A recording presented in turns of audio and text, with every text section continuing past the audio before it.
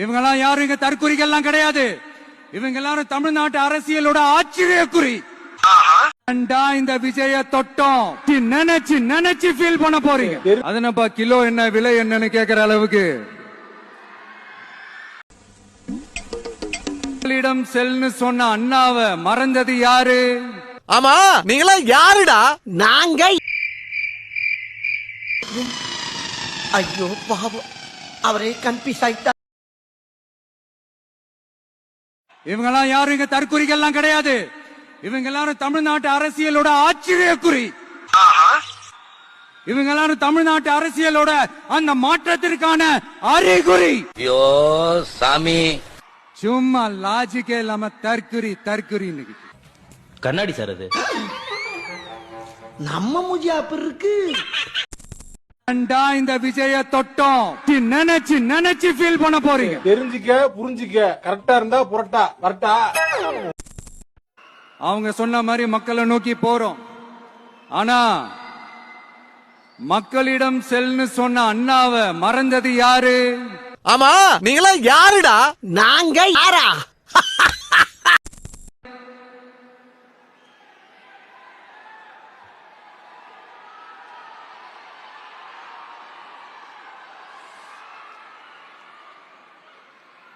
மறந்துட்டியா? வாட்?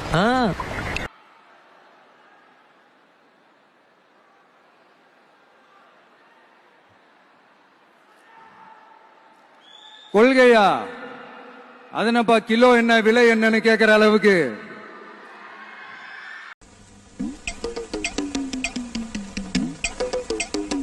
நமக்கு கொள்கை இல்லையா? எப்படி நமக்கு கொள்கை இல்லையா? பிறப்புக்கும் எல்லா உயிருக்கும்னு ஒரு அடிப்படை கோட்பாட்டை நம்ம கட்சியினுடைய ஒரு முக்கிய கோட்பாட்டை அறிவிச்ச நமக்கு கொள்கை இல்லையா?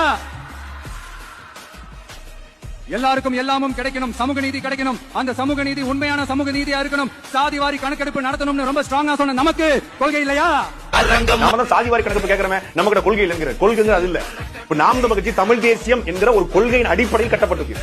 திமுக இருக்கோ இல்லையோ திராவிடம் அப்படிங்கிற கொள்கையின் அடிப்படையில் கட்டப்பட்டிருக்கு. அப்படி தமிழ்நாட்டுல அதிமுக ஒரு திராவிட கட்சி, அமமுக ஒரு திராவிட கட்சி, தேசியம் இந்திய தேசியம் அடிப்படையில் பாஜக காங்கிரஸ் என்கிற இருவரும் கட்சிகள் கட்டப்பட்டிருக்கு. ஆனா இங்க தாவேகா இந்திய தேசியமா, தமிழ் தேசியமா, திராவிடமா, இல்ல கம்யூனிசமா, எந்த கொள்கை உங்களுடைய கொள்கை அப்படின்னா அது இல்ல.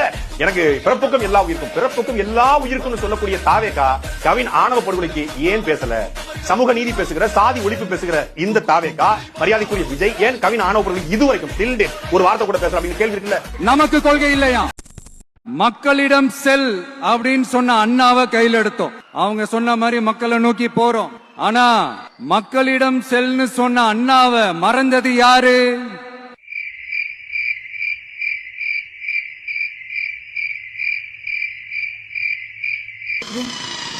ஐயோ பாவம், அவரே கன்ஃபியூஸ் ஆயிட்டா.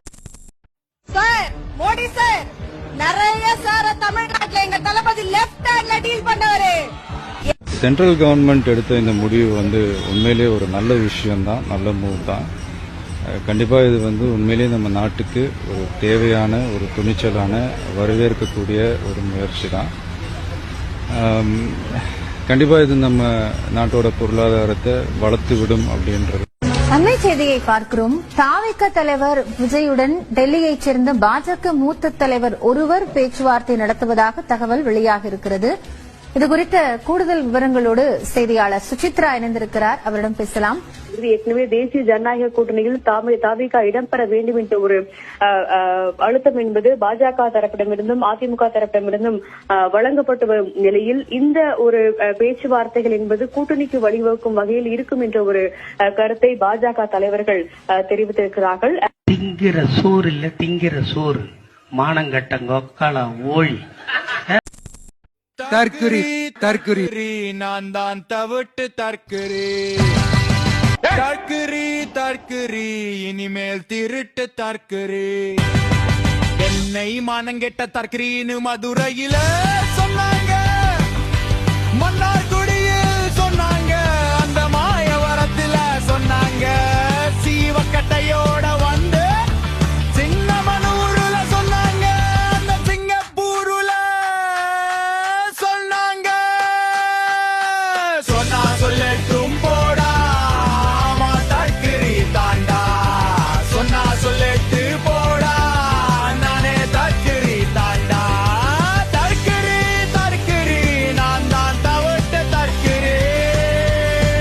தற்குறி தற்குறி இனிமேல் திருட்டு தற்குறி இனிமேல் திருட்டு தற்குறி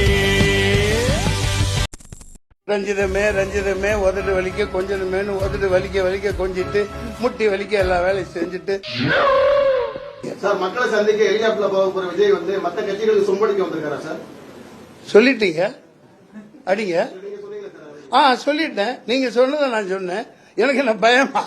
ஏண்டா எவனையோ கண்டு நான் இது என்ன எனக்கு பயமா? முந்தா நேற்று வந்த மனது இல்லமா நல்லபடியா பண்ணட்டும், சம்பாதிக்கட்டும். நிறைய சம்பாதிச்சு சொத்து வச்சிருக்காரு, நிறைய படம் எடுப்பாரு. ரஞ்சிதமே ரஞ்சிதமே உதடு வலிக்க கொஞ்சமேனு உதடு வலிக்க வலிக்க கொஞ்சிட்டு முட்டி வலிக்க எல்லா வேலையும் செஞ்சுட்டு அவர் வர்றாரு. மக்களுக்கு முட்டி வலிக்க பாடுபடுவாரு. முட்டியெல்லாம் வலிக்கும் இல்லையா நடந்து போனா? ஓப்பா நீங்க வேற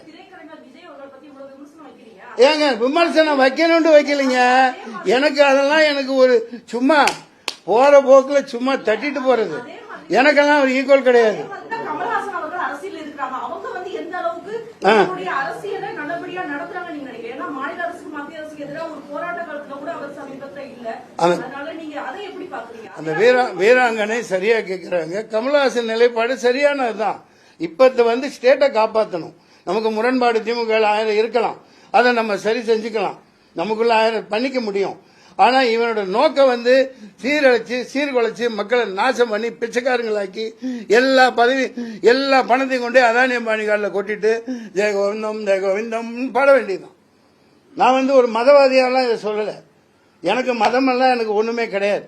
நான் சினிமாக்காரன், நடிகன். எல்லாத்துக்கும் எந்த கும்பாபிஷேகம் கூப்பிட்டே போவேன். என்ன கொடுக்குறாங்களோ வாங்கிக்குவேன், சாப்பிடுவேன், எல்லா வீட்லையும் சாப்பிடுவேன். எலெக்ஷன் அப்பவும் தரையில வாழ்றவன். மக்களுக்கு தரையில வாழ்ற காமராஜ் எப்படி சைக்கிள்ல போனாரு, நடந்து போனாரு, அந்த மாதிரி தான் அடிமட்ட மக்களுக்கு உதவணும்னா மக்களோட மக்களா வேலை செய்யணும், நடக்கணும். நடந்துதானே ஓட்டு கேட்டு போறோம் எல்லாம். நீ ஹெலிகாப்டர் வந்து அப்படியே இவங்க எல்லாம் கும்பிடுவாங்களா? வந்து நாளைக்கு பிரான்ஸ்ல இருந்து ஏதோ வருதாம்பா பெரிய ஹெலிகாப்டர், அப்படியா? I don't care. இந்த கூட்டம் உங்களை அழைத்ததின் நோக்கம் SIR has been stopped. ஏழை மக்களை சீரழிக்கிறாங்க.